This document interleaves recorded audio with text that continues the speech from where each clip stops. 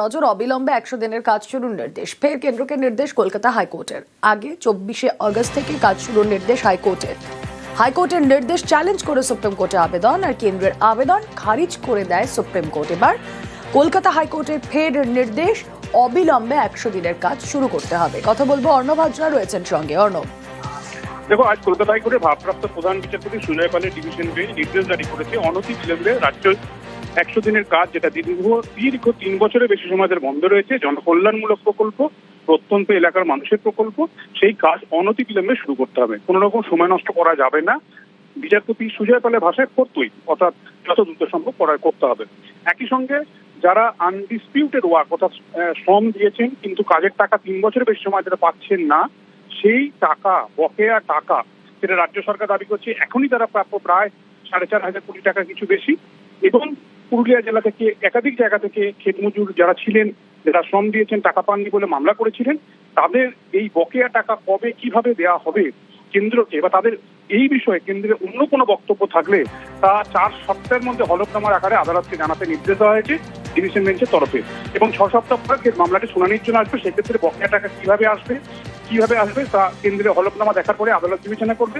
একই সঙ্গে 4টি জেলা বাদ দিয়ে রাজ্যে বাকি জেলায় যে অনিয়মের অভিযোগ এসেছিল, সেই অনিয়মের অভিযোগের ক্ষেত্রে তদন্তের নির্দেশ দেবে কিনা কলকাতা হাইকোর্ট, যা শুভেন্দু অধিকারী করা জনস্বার্থ মামলা ছিল, সেই বিষয়টিও 6 সপ্তাহ পরে এর শুনানির পর আদালত নির্দিষ্ট করবে বা তার একটা ইঙ্গিত দিতে পারে, এমনটা আজ আভাস এসেছে কলকাতা হাইকোর্টের ডিভিশন বেঞ্চ থেকে। বেশ,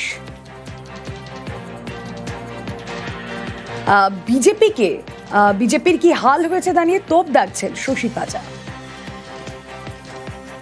ভোটেও হেরেছেন, কোর্টেও হেরেছেন, আবারও তাই হয়েছে। আর কত কারারা জবাব, থপ্পড় কিতনা মিলেগা, কিতনা থপ্পড় খাएंगे। নির্লজ্জ সাধারণ মানুষদের বঞ্চিত করেছেন, রাজ্যকে বঞ্চিত করেছেন। আর কত নির্দেশ দরকার, চোখে আঙুল দিয়ে দেখিয়ে দিচ্ছি আপনারা ভুল করেছেন কেন্দ্রীয় সরকার। আগে 24 আগস্টের আগে কাজ শুরুর নির্দেশ দিয়েছিল হাইকোর্ট, চ্যালেঞ্জ করে তা সুপ্রিম কোর্টে যায় বিজেপি। কেন্দ্র এবং সুপ্রিম কোর্টের তরফ থেকেও সেই আবেদন যখন খারিজ হয়ে যায়, ফের কলকাতা হাইকোর্টে চলে আসে এই মামলা। এবার কলকাতা হাইকোর্ট নির্দেশ দিল অবিলম্বে 100 দিনের কাজ শুরু করতে হবে।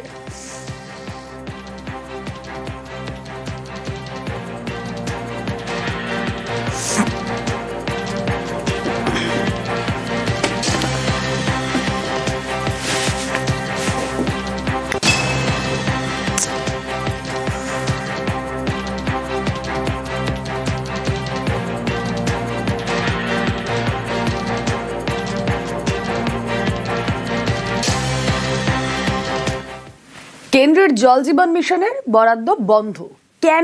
কেন জল জীবন মিশনের টাকা বাংলা পাচ্ছে না? রাজ্যের প্রশ্নের মুখে কেন্দ্রীয় আধিকারিকরা। নবান্নে বৈঠকে প্রশ্নের মুখে কেন্দ্রীয় আধিকারিকরা বিষয়টি ঊর্ধ্বতন কর্তৃপক্ষকে জানানোর আশ্বাস। রাজ্যকে আশ্বাস কেন্দ্রীয় আধিকারিকের।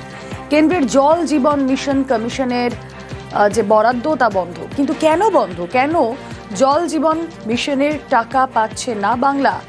কথা বলবো, সোমরাজ বন্দ্যোপাধ্যায় রয়েছেন সঙ্গে। সোমরাজ, দেখো, আজ নবান্নে বৈঠক ছিল জল জীবন মিশন নিয়ে, এবং সেই বৈঠকে কেন্দ্রের আধিকারিকও উপস্থিত ছিলেন। নবান্ন সূত্রে খবর, সেই বৈঠকে কেন্দ্রীয় আধিকারিকের প্রশ্নের মুখে পড়তে হয় রাজ্যের যে জল জীবন মিশন প্রকল্পে কেন্দ্রীয় বরাদ্দ বন্ধ হয়ে রয়েছে।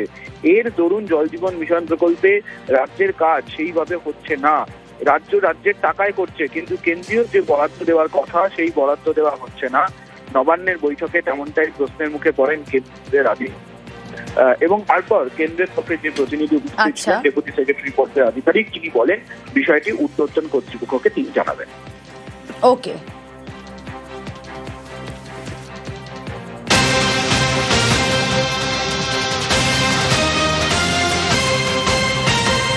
পথশ্রী প্রকল্পে রাস্তার গুণমান নিয়ে কড়া নির্দেশ। রাস্তার গুণমান বজায় রাখতে কড়া নির্দেশ, জেলা শাসকদের কড়া নির্দেশ মুখ্য সচিবের।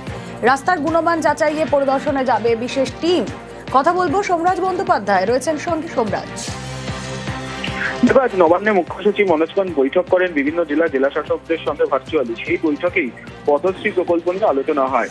তুমি জানো যে গ্রামীণ রাস্তা তৈরির জন্য রাজ্য সরকার নিজের আর্থিক কোষাগার থেকে প্রায় 9,000 কিলোমিটারের বেশি গ্রামীণ রাস্তা তৈরি করবে এবং তার জন্য ইতিমধ্যেই টেন্ডার করার নির্দেশ দেওয়া হয়েছে। পাশাপাশি বলা হয়েছে যে পথশ্রী প্রকল্পের যে রাস্তাগুলি তৈরি হবে তার গুণমান নিয়ে যাতে কোনো আপোষ না করা হয় এবং গুণমান নিয়ে স্পষ্ট নির্দেশ দেওয়া হয়েছে যে জেলা স্তরেও যেমন নজর রাখা হবে তেমনি রাজ্য স্তর থেকেও বিশেষ টিম যাবে এই রাস্তার গুণগত মান যাচাইয়ের জন্য।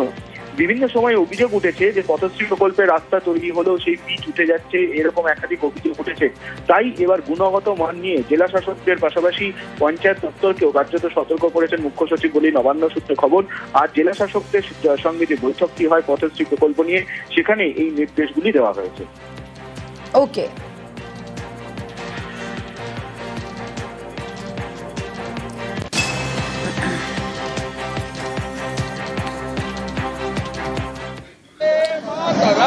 যে ছবি আপনারা দেখছেন, মিছিল করছেন শুভেন্দু অধিকারী।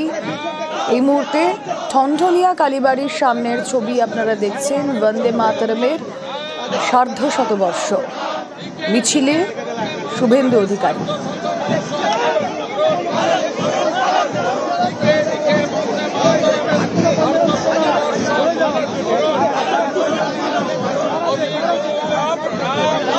বন্দে মাতরমের সার্ধ শতবর্ষ উদযাপন মিছিল বিজেপির উত্তর কলকাতার ঠনঠনিয়া কালীবাড়ি থেকে কলেজ স্ট্রিট পর্যন্ত এই মিছিলে উপস্থিত শুভেন্দু অধিকারী সহ তমগ্ন ঘোষ, তাপস রায়, বিজেপির কর্মী সমর্থকরাও রয়েছেন। দলীয় পতাকা ছাড়া জাতীয় পতাকা হাতে মিছিল বিরোধী দলনেতা শুভেন্দু অধিকারীর সঙ্গে রয়েছেন বিজেপির অন্যান্য নেতা কর্মীরা।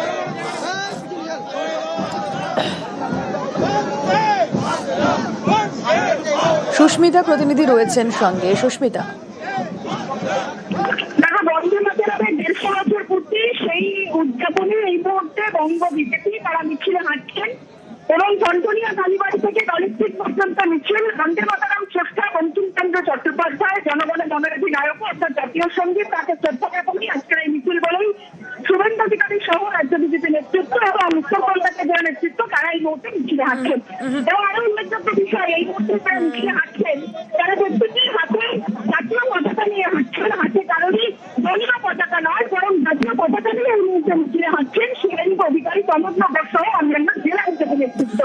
গোটা জুড়ে এই মুহূর্তে তিরঙ্গা পতাকা এবং সেই তিরঙ্গা পতাকা হাতে হাতে এই মুহূর্তে হাঁটছেন শুভেন্দু অধিকারী এবং তমগ্ন ঘোষ সহ নেতৃত্ব দেয় উত্তর কলকাতার তারা। এবং এখান থেকে মূলত এই মিছিল পৌঁছবে মুরলীধর সেন লেন বিজেপি দপ্তর পর্যন্ত এবং তারপরে সেখানে প্রতীক প্রচারণের মাধ্যমে জাতীয় সঙ্গীত এবং জাতীয় সঙ্গীতের চেষ্টা এবং বন্দে মাতরম প্রত্যেকটি বিষয়কেই তারা শ্রদ্ধা জ্ঞাপন করবেন, শ্রদ্ধা জানাবেন এমনটাই জানাচ্ছেন। ওকে। মিছিলের র্যালিতে একদম বন্দে মাতরম 150 বছর উপলক্ষে নিউজ